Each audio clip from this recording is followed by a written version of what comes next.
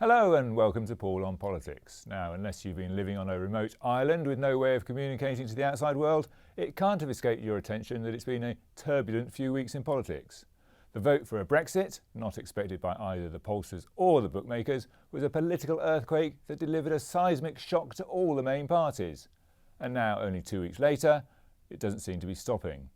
Joining me on the sofa to talk about the political maelstrom and its impact on Kent are Paul Clark, the former Gillingham MP, who served for 3 terms under Tony Blair, and Bob Bounds, editor of the Kent Messenger. Welcome to the both of them. Before we start, let's remind ourselves of everything that has been happening in the aftermath of that historic vote on June the 23rd. Louisa Britton has summed up the political happenings in the last 2 weeks. It was just 2 weeks ago that we woke up to the news that Kent and the UK as a whole had voted to leave the European Union. And to say that the last fortnight has been eventful would be somewhat of an understatement. The repercussions of this historic vote have been seen across the political landscape. No sooner had we decided to leave the EU that David Cameron decided to leave number 10. But this was only the beginning of a crazy couple of weeks in politics. On the Tory side, MPs started to put themselves forward to become the next PM, the man or woman in charge of negotiating the UK's exit from the EU. What started off as 5 MPs has now been whittled down to 2 frontrunners, Theresa May and Andrea Leadsom. But the turmoil was not confined to the Conservative Party, and the Labour Party, who were blown out of Kent in 2010, has had its share of drama. A total of 20 resignations have put pressure on Jeremy Corbyn to step down. But the leader refused to step aside, despite 80% of his MPs saying they'd lost faith in him. And in case that wasn't enough, we were in for one last shocker. Nigel Farage, who had campaigned his whole political career to get Britain to leave the EU, decided to resign as leader of UKIP. With all this happening, it seems it's anyone's guess what politics has in store for us.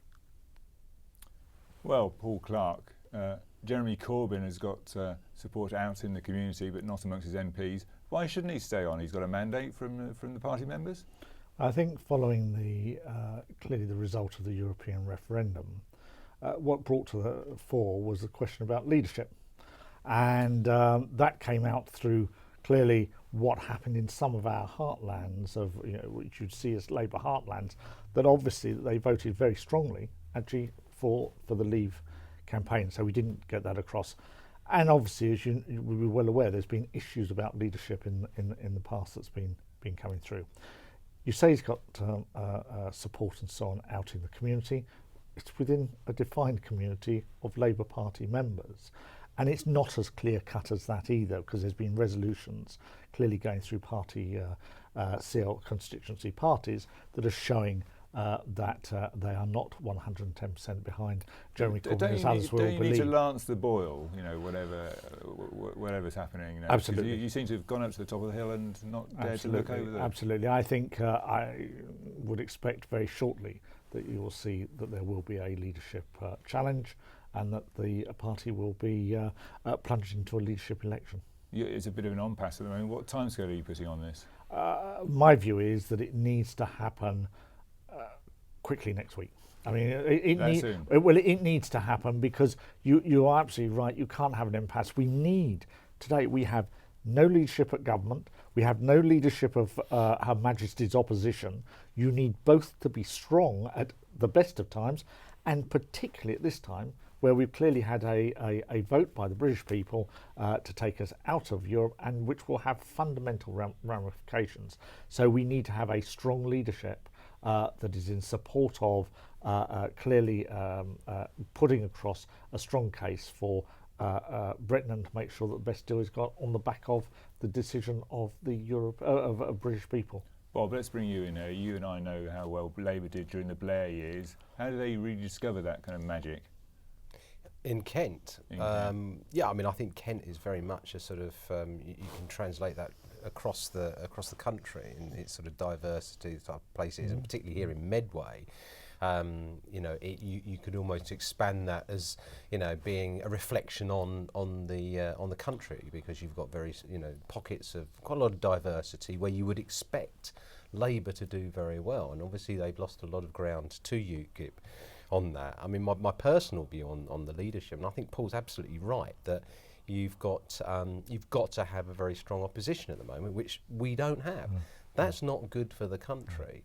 I mean, we do live in extraordinary times, don't we, where you would expect the Labour Party, or whoever the opposition might be at the moment, to be making hay.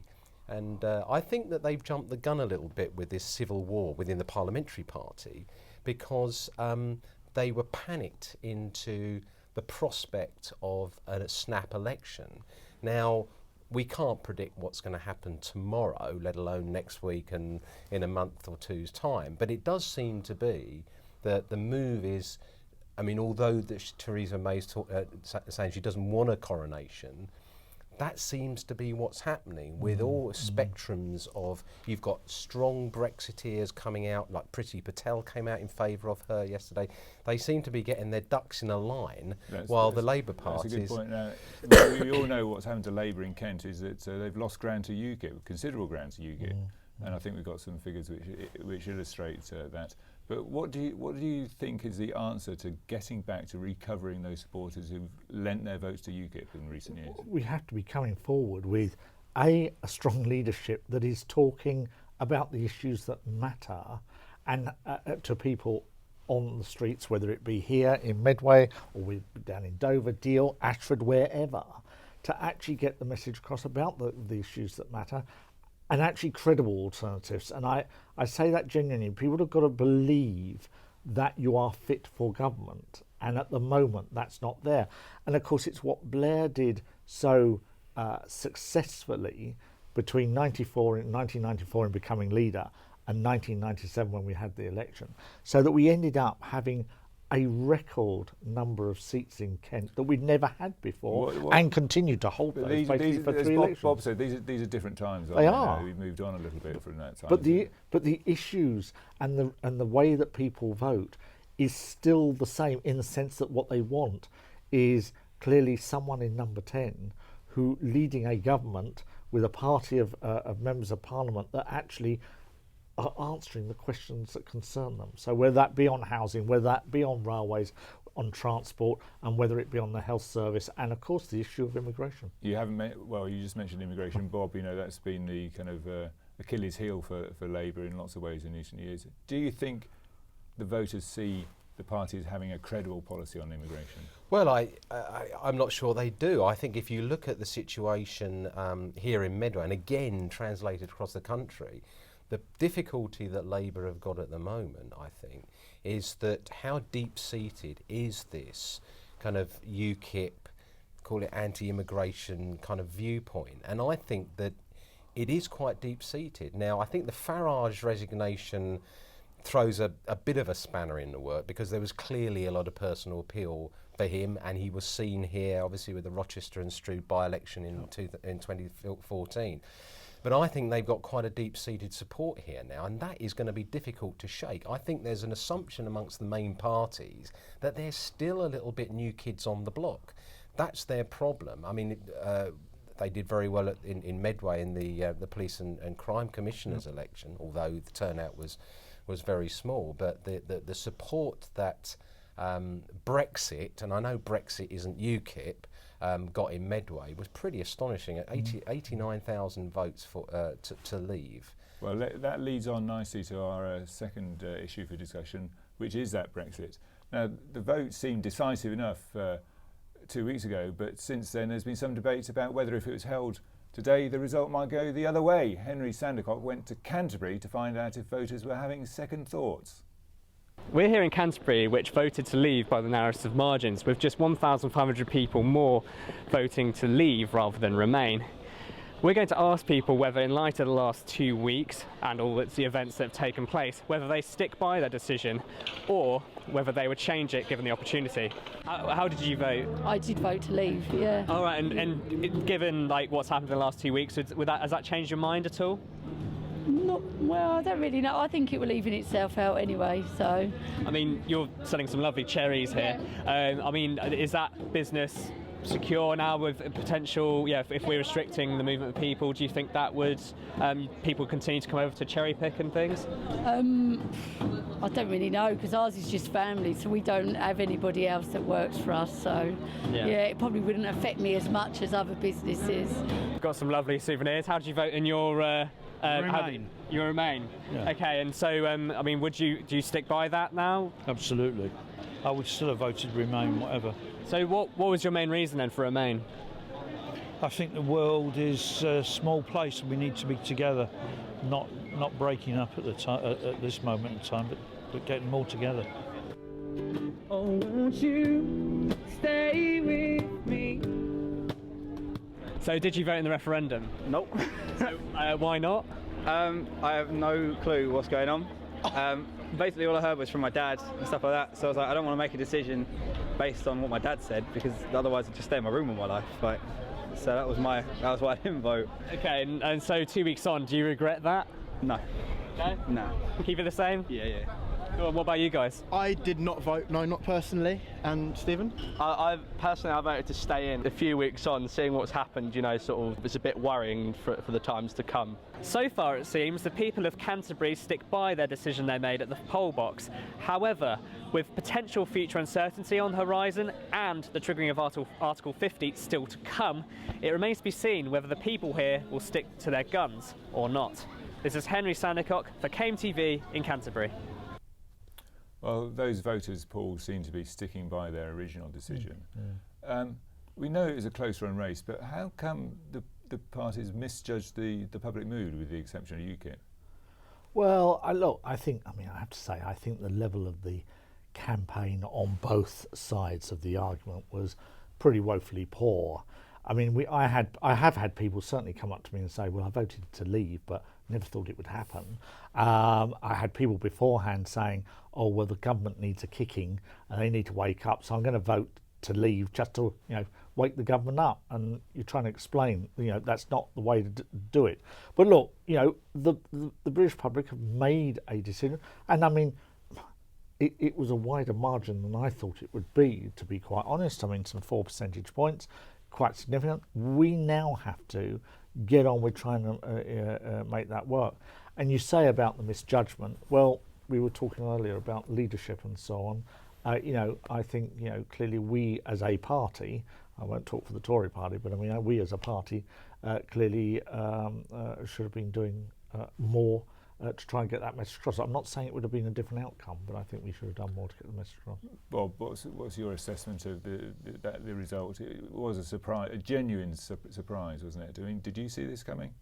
Didn't see it coming. Thought it might flip, the figures could have flipped the other way. I think that was, and funnily enough, I think that pressure would have been on Cameron to go, had it been the other way. I think you could have seen that scenario happening, because Farage said, if it's 48-52 the other way, it won't be over. Now he's now saying it's over, ironically. But I think Cameron could have gone, and I think that's why Theresa May played her cards very close to her chest. She's been the cleverest politician in all of this. She's backed Remain because she wants to be loyal to Cameron and the government position, but she could see what was happening because Cameron was at risk of going very, very quickly after the referendum.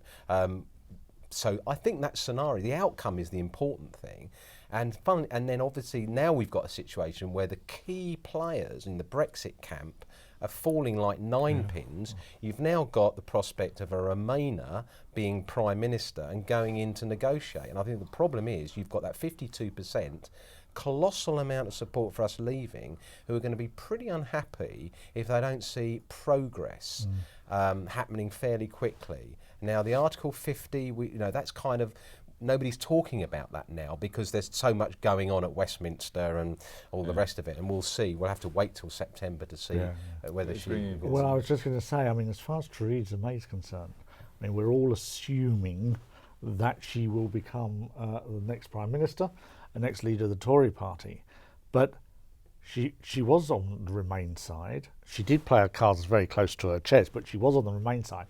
It will depend on how she handles clearly those negotiations and what she says as to whether she will end up with people on the back benches that are sniping and going at her, indeed as of course John Major had, and we all know what he said about those that were... Yes, it's a family show, so... Yeah, exactly. So that's exactly why I'm not using the word, but you know what he thought about them, and I wonder whether Theresa May ends up with that as well. The odd thing was, I just say, just as an aside, yesterday I came back from, came into Euston Station, and I bumped straight into Boris on his bike, and I asked him what he was doing these days, but he didn't offer a suggestion as to what he might be doing.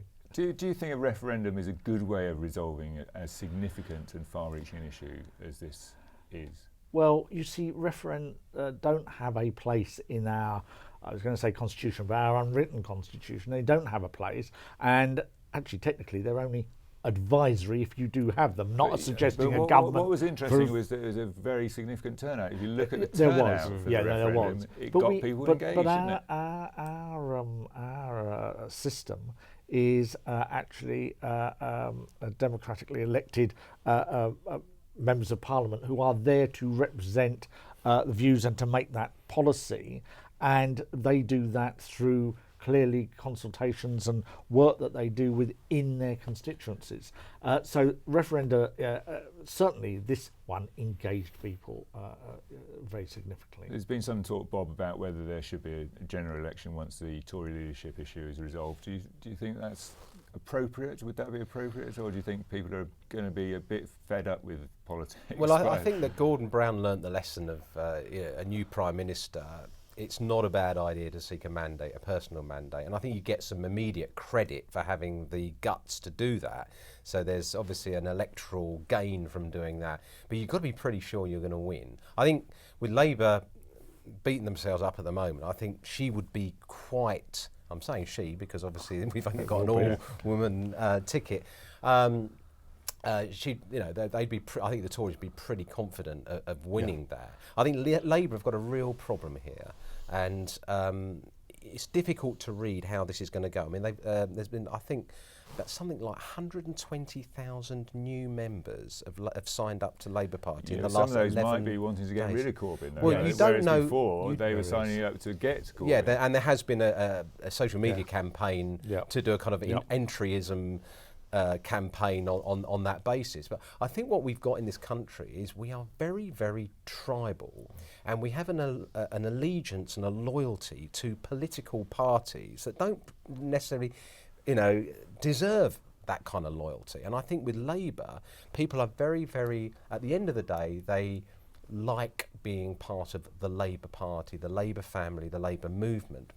But I think that's very much a sentimental thing, and I think you've just got so many differing views in that party at the moment where that party should go. We could actually have a split in Labour. Well, I think I'm afraid the clock is against us. That's another issue completely about whether Labour will split. Perhaps we'll come back to that in a future programme.